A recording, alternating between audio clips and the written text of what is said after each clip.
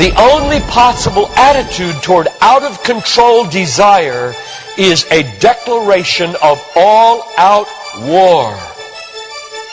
I hear so many Christians murmuring about their imperfections and their failures and their addictions and their shortcomings, and I see so little war.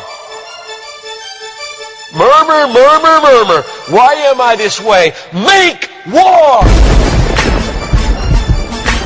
If you wonder how to make war, go to the manual.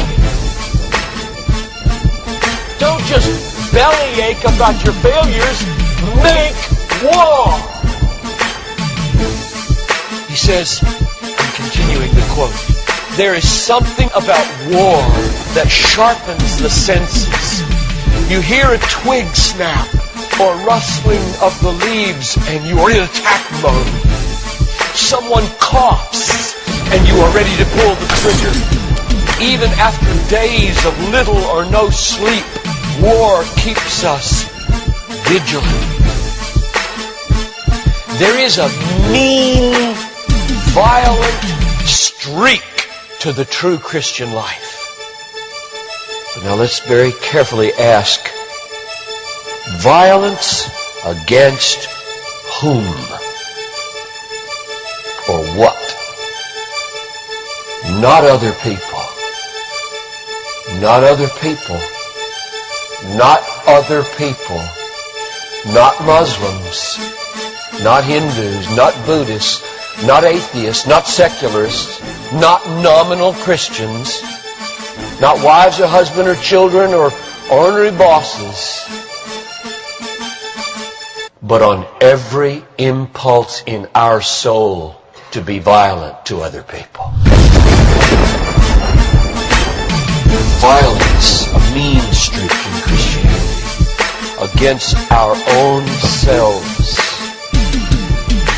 And all in us that would make peace with sin and a settling in peacetime mindset.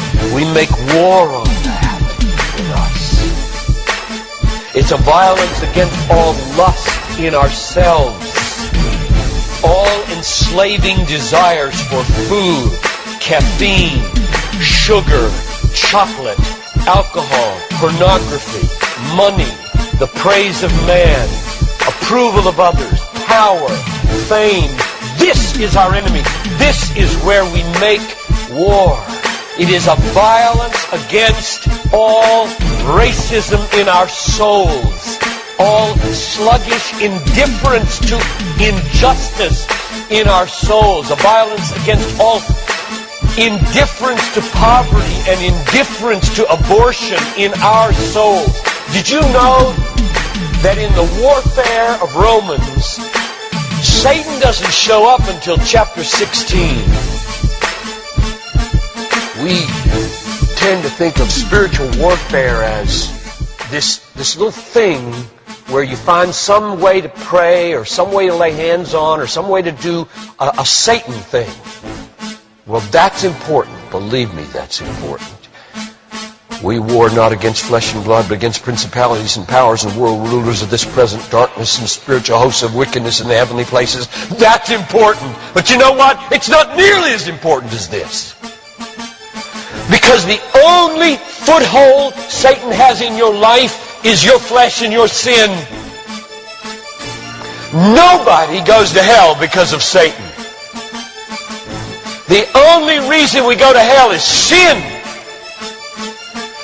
Much more important than fighting Satan is fighting sin.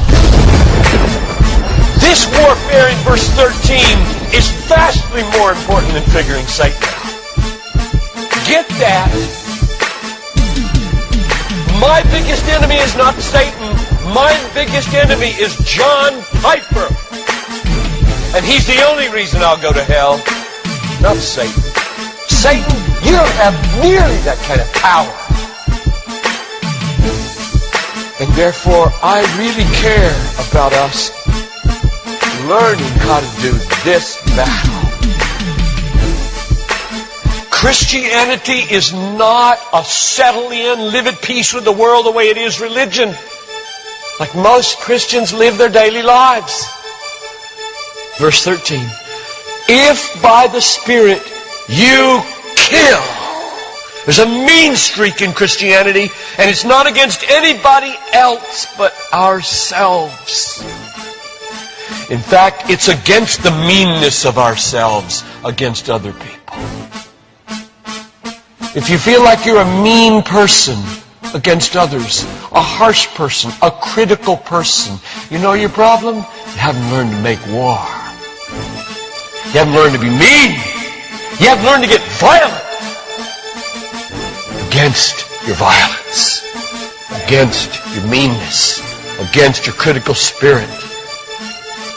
And you complain of it, talk about it, but have you made war 24/7 against it?